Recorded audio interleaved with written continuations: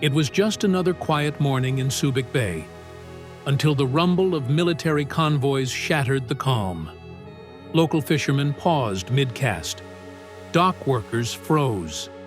Residents looked skyward as the unmistakable silhouette of U.S. military aircraft cut through the clouds. Within hours, the news broke. Over 35,000 elite U.S. troops had arrived in the Philippines. The reaction? Shock, awe, and a flood of questions. Why now? Why Subic Bay? And what does this mean for the region? Let's break it down. Subic Bay, once home to the largest U.S. naval base in Southeast Asia, has long held strategic importance. After the base was closed in 1992, the area transitioned into a bustling commercial zone. But now, history is repeating itself with a twist. This isn't just a symbolic return, it's a full-scale military revival. According to newly released documents and satellite imagery, the U.S. has secured a 5-year lease on a massive 25,000 square meter climate-controlled warehouse and maintenance facility within the Subic Bay Freeport zone. But that's just the beginning. Sources close to the operation confirm that the deployment includes elite units from the U.S. Marine Corps Navy SEALs and Army Special Forces. These aren't routine exercises. This is a show of force, and it's aimed squarely at one rising threat: China.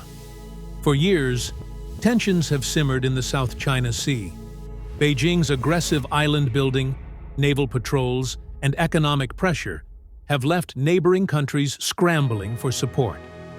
The Philippines, caught between economic dependence and territorial sovereignty, has now made a decisive move. By welcoming U.S. forces back to Subic Bay, Manila is signaling a shift, one that prioritizes security over diplomacy. But the scale of this deployment is unprecedented. 35,000 troops, dozens of warships, advanced surveillance drones, mobile missile systems, and logistical support that rivals wartime mobilization. Local officials were reportedly briefed just days before the arrival. The Philippine Department of National Defense has remained tight-lipped, issuing only a brief statement. This is part of ongoing bilateral cooperation under the Enhanced Defense Cooperation Agreement. Translation: the U.S. is back, and it's here to stay. Military analysts are calling this the most significant American troop movement in Southeast Asia since the Vietnam War. And it's not just about boots on the ground. Subic Bay is being transformed into what some insiders are calling the world's largest weapons manufacturing and logistics hub. That includes new shipyards, ammunition depots, and cyber warfare centers, all built with joint U.S.-Philippine oversight. The implications are massive. For the Philippines, this means increased security, economic investment, and a stronger deterrent against Chinese incursions. For the U.S., it's a strategic foothold, one that allows rapid response across the Indo-Pacific. But not everyone is celebrating. Protests have erupted in Manila and Olongapo, with activists warning of foreign militarization and potential escalation. Some fear that the Philippines could become a battleground in a future conflict between superpowers. Others argue that the presence of U.S. troops will stabilize the region and protect Philippine sovereignty. The debate is fierce, the stakes are high, and the timing? No coincidence. Just weeks ago, Chinese vessels were spotted near Scarborough Shoal, a disputed reef within Philippine waters. The move was seen as a direct challenge to Manila's authority. Now, with U.S. forces stationed just 150 miles away, the message is clear: any aggression will be met with overwhelming force. Meanwhile, life in Subic Bay is changing fast. Hotels are fully booked.